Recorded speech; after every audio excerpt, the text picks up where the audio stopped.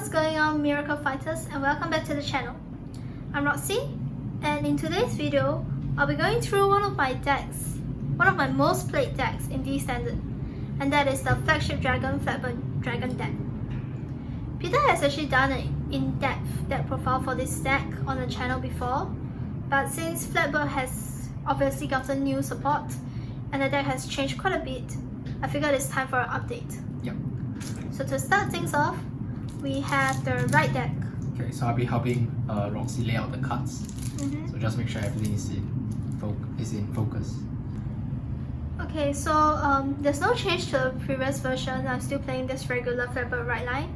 So carry plays, and then in-road, Ascender's Assault, and grade 3 Flagburg.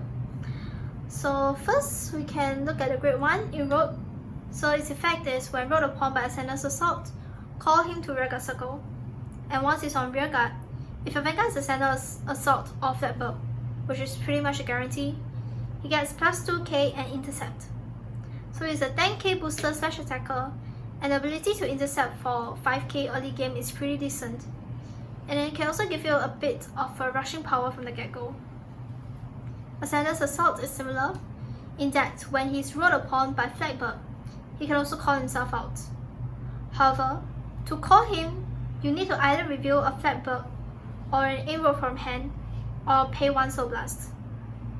Then, once he's on rearguard circle, his effect is you can play 1 Counter Blast to restand him when one of your other rearguards attack. So he's basically one of the 3 restanders in this deck, and the reason why I run him in the right deck is because you immediately have access to him on turn 3 if you need to, which is especially the case if you are going first, because when you're going first, Inlet Pulse cannot activate, Shelling Cannon can also not activate, so basically the grade 3s are cut off. So the only way to make 5 attacks is if you have him and Eric's on the field. And since we don't play additional inroads in the deck, you want to be mulliganing for Flagburg in your opening hand, so you can save on the Soul Blast cost. So the way I play it now is that I may not always call him out if I don't draw Flagburg. So whether I call him out or not depends on whether I need extra attackers or restanders, or whether I value the extra soul more. In fact, if you do the math, in most cases, if you are going for the 5 attack combo, if you don't have Flagburg Dragon in your hand, he's gonna eat up the soul that you will need for Eric's. So there will be no way for you to make the 5 attack combo if you are going first. Okay, so I know some people opt to play the Zorga right line, which is cool and gives a lot of card draw, but this right line suits my early aggro playstyle more, and I'm not a big fan of playing too many orders in the deck.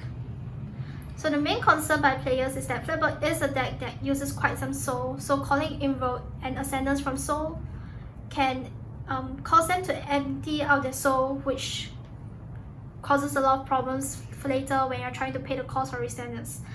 But we do have ways to mitigate soul use, which I will just show later.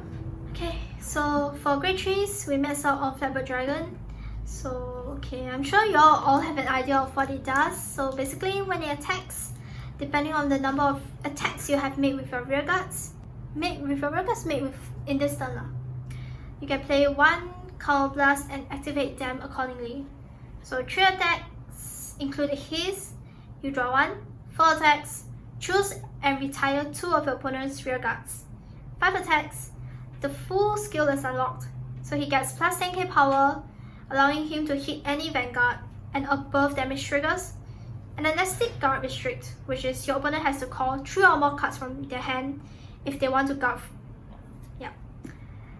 Basically the goal of the deck is to try and hit at least 5 attacks every turn, so that you can wipe out as many cards on your opponent's field, as well as make your opponent fall prey to the guard restrict. So hitting 5 attacks also mean that you're already multi-attacking like crazy, and in itself, it already forces quite a bit of shield. So by the time you reach Flagburg's full skill, the guard restrict will pretty much be fatal. So how do we hit 5 attacks? So here comes the grade 3 support cards. Okay, so starting off, the infamous Inlet Pulse Dragon, as well as the Shelling Cannon Dragon. Okay, so I think most of us are no stranger to Inlet Pulse, which is basically a playable deck in all Stoicheia decks by now. Playable card, yeah. Yeah. But his one skill that is limited to this deck is the restand effect. So which is, at the end of a battle that he attacked, Inlet Pulse attacked, if it's the first battle of the turn or more, your opponent's Vanguard is grade 3 or greater, you can Soul Blast 1 and stand him. So basically he is the perfect first attacker of the turn, and because the restand uses Soul, he doesn't compete with Shelling Cannon as well as the Vanguard for resource actually, which is quite nice. Furthermore, his universal effect can also replenish the soul he used, because at the end of the turn, if you make 4 or more attacks, you can put him into soul, draw a card, which is great for field removal and to increase your hand size before your opponent's turn. A combo that you can do with another card that we will show later is Spiritual Body Condensation, so maybe we'll talk about that later when we introduce that card. Shelling Cannon Dragon also helps to increase the number of attacks you can do, but instead of being a restander, it does it in a different way. So if your opponent's Vanguard is grade 3 or greater, you can play 1 Counter Blast to give him 10,000, allow him to attack from center back row circle. So this is pretty specific. This makes him not only a 23k attacker, so he's able to heal over defensives, but he doesn't compete for space in the front rows for the other restanders, and it may make it hard for the opponent to get rid of him. He also has a second effect, which allows him to move freely to any circle in the back row, if I'm not wrong, as long as his starting circle is in the center back row circle. Yeah, just move and then move up. True. This doesn't usually come up often, but it's a nice skill for emergency situations if you just run out of Counter Blast or you need just attackers in the front row. So yeah, both Inlet Pulse and Shelling Cannon are amazing cards. I'm currently only playing 4 and 3 because of, respectively, due to how many copies I generally need throughout the game. The only downside of them is probably the price, because this guy is a very expensive triple rare and that's a PR. Yes, but luckily he's getting a reprint soon in some upcoming some collection set or something. Yeah, and luckily we have our Stoicheia split from a long time ago. Okay, so now we move on to the grade 2s. So first we start off with the new addition to the deck, which is Tier Knight Eric's. Okay, so not really that new, but one of the newer cards in this deck, and she has made the deck a lot better. She's a replacement for a Grass Blue Dragon, a restander that also uses the soul. But yeah, so technically she is the only one who uses the soul without paying back, because Inlet himself pays back. So yeah, you should have enough soul to organize the game if you need to. So her effect is, at the end of a battle that she attacked, if it's the second battle of the turn, you can Soul Blast 1, restand her, give her 5k power. So you have Inlet as the designated first attacker, and she is the deck's second attacker. Although she may be only 10,000, resending for 15k actually makes her able to hit Vanguards unboosted for the second swing. Hence, what I usually do if I have not Persona Road is to swing with her for a boost for 18 and then restand her for 15k. Otherwise, if I had Persona Road or I'm up against a grade 2 Vanguard, which do take note she can be used against, I can have her hit for 10k and then 23 if I want to. A really good card that is definitely an upgrade from a Grass Blue. Okay. So this is like the only grade 2 as well. Yeah, so no Ascendance, because I think that there are better ways to use the Counter Blast. So he is a fighter for Counter Blast and he doesn't get much power, which I think is important to be able to hit over damage triggers in this deck. Yeah, but you don't really need that many Ascendants. Maybe just one is enough in the right deck. And there are ways to actually get it out from the drop zone if you ever need to. Generally, the front row will be clogged up with these two. So no exile circles, so yeah. Okay, So now we move on to grade 1s, which is first 4 copies of the best resource card, which is Price Trident. His skill, when your other unit attacks and it is the 5th battle or more of that turn, you can send Price Trident into the soul to countercharge 1, which fuels the soul as well as unplayable damage for your Vanguard skill. It is the all-in-one resource card. There's nothing bad about this card. Yeah, so you definitely want to be seeing him at least once, at least for the very first turn, because what I realized is that it is very likely that I will use up the Count Blast and the Soul Blast for my very first turn, and sometimes when I don't take enough damage, then I realize I don't have enough Count Blast to activate Flagburg's full skill. Yeah, so he is a way for you to fight against damage deniers. Yeah, just very solid common card. Okay, so next is 3 copies of Performing Petal Dianta to increase consistency. Her skill, on place on rearguard circle from hand, if a Vanguard is grade 3 or greater, you can Count Blast 1, superior call a grade 3 or less card from drop zone to rearguard circle. This is an amazing effect, allows you to reuse any of your restanders that may have hit the drop zone because they got retired. Otherwise, it also allows you to discard your pieces for right deck and be able to get them later on. And this is a strategy I particularly employ with Shannon Cannon, because at the start he is a grade 3 who is clogging up your hand, and his skill can only be used like on the second. If you're going first, it will be your second grade 3 turn before you can fully employ him. Basically when the opponent's at grade 3. Yeah, and at least Inlet Pulse can still move into soul and draw. So in that sense, it is more clogging. It will clog out your hand more at the start of the game. So Dianta is a great way to fish him out. Later when you need him. Okay, so to make numbers better, I'm also running 3 copies of Conspiring Mutant at Mantis. Yep, over here. Okay, on place, Mantis can give 5k to one of my rearguard circles. One of my other rearguards. Yeah. Which makes cards like Inlet Pulse hit for magic, which is a 10k shield twice. Or you can mix cards like Eric's or Ascendance hit Vanguards unboosted. Yes. So since our decks are full of restanders, 5k lasts for 2 attacks, which makes it pretty worth it.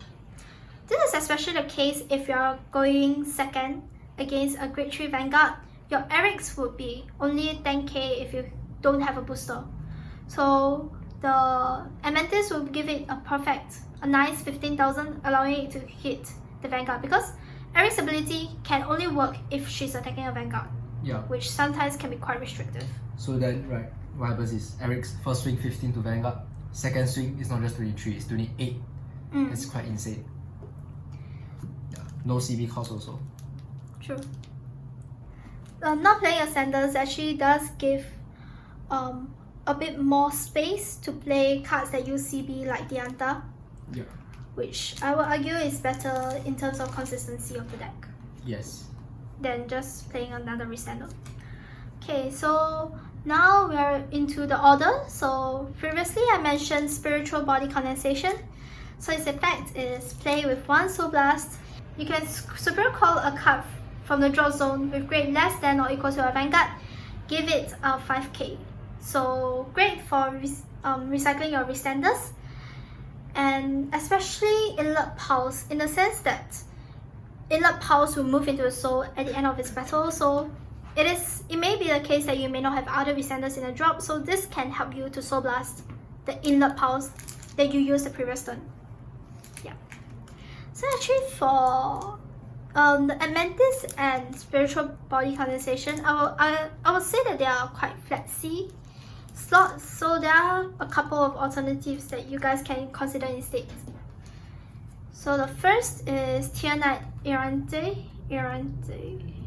Yeah, okay. Ariande or something. Errante, yeah. So she is a normal unit version of Spiritual Body Condensation. Her skill is activated if your Vanguard is Flagburg. You can Count Blast 1, discard a card from your hand, choose a grade 3 or less card from your drop column to rearguard circle. It gets plus 5k until end of turn. The best part about the skill is that it is activated, which means that as long as she remains on the field, you have a way to recycle your resenders from the drop. She can actually help out in games where you break, trading a useless card from your hand, usually a trigger, with something more useful from the drop. Honestly, not too bad of a card, and might consider trying it sometime. Otherwise, I know of people who also play Roxy Flagburg Dragon. Skill? During the 5th battle of the turn or more, if it's in a back row center rearguard, the cost of all original auto abilities of a Vanguard with Flagburg in its card name are reduced by +1. Basically, your Vanguard skill is free. This can be very helpful in freeing out ++ usage for other cards like Dianta or Erinde if you're playing her. And it also prevents damage denial, which I talked about earlier. So the reason I'm not playing her is because my center back row is usually taken up by Shelling Cannon. And also for now, I guess Price Trident works pretty well. So however, if you guys don't have Shelling Cannon because it's hard to get or whatever, you can definitely consider it. Yeah, so but these are just alternatives and it's really up to personal preference. Yes. Now, to round up the great ones, we have just 4 copies of Sentinels, 3 Stoicheia ones, and 1 Elementary Sanctitude. So yeah, I don't think anyone doesn't really play for PGs, so maybe we just talk a bit about Elementaria. It is the only PG that can 1-card PG Flagburg. Yeah, it's only Sentinel that can 1-card PG Flagburg because it's not placed on the Guardian Circle. It's an order. Otherwise, it's also good against like the current strong decks, up and coming strong decks like Chrono Jet and Messiah. Yeah, which are grade 4 decks. So 1-card PG, very useful. And if ever grade 4 returns to the meta scene or something, then it's always good to have. Yeah. Okay. So that's it for the main deck. Other than the triggers. So now for the triggers, basic it's just 8 crit, 3 draw, 4 heals and 1 over. So personally, I do like crits a lot. I think most of my decks follow this line up. So why 8 crits is because I think that most of the time, because of the guard restrict, your opponent will prefer to take for Flagburg. So having a high crit trigger count also means that I have a higher chance of dealing extra damage and makes the threat of Flagburg stronger. 3 draws to replenish a bit of hand size on top of Flagburg's draw, and of course we're playing the 10k shield ones. And 4 regular heals. Effect heals are optional up to personal preference. And yeah, of course the Stoicheia OT, which is basically a combination of all the basic triggers, which is the crit one, it gets 1 crit. You can give any unit on your field 1 critical, front row gets 10, draw a card and heal if your damage is equal to or more than your opponent. Yeah, so I think that sums up the entire deck profile for Flagburg Dragon. I've been having a lot of fun with this build and I do like how the deck has more ways to recover rearguards from the drop with the addition of Dianta, which is also a powerful booster because she just needs 2 grade 1 on the field, which means 1 other grade 1 because she herself is a grade 1 in order to get 5k. So 13k boosting anything is always good. Boosting your grade 2s especially. Yeah. With Eric's, that's a 28k column. Yes. Yeah, and Flagburg's strength lies in its constant minusing of the opponent on top of its multi-attacks, which is one of the most in D standard. As with most decks, it can also break, and when it does, it can become really vanilla since the Vanguard relies heavily on resenders. Hence, the important cards to mulligan for are definitely the front row resenders like Eric's and Inlet Pulse. Overall, how well a Flagburg deck performs depends on the pilot's skill in controlling resources, and for this deck it does take practice to figure out all the fun combos and stuff. It's not too hard, but making sure you have enough soul and counterblast for subsequent turns is something that you need to be good at. So there are definitely a lot more ways to build Flagburg than maybe more order based or using the alternative cards that I mentioned earlier. But the main goal of the deck is the same, which is just multi-attack, give them a bit of power, and close games with Flagburg's crazy garbage string. So with that, we conclude this video, and I'll see you guys in the next one. Bye guys.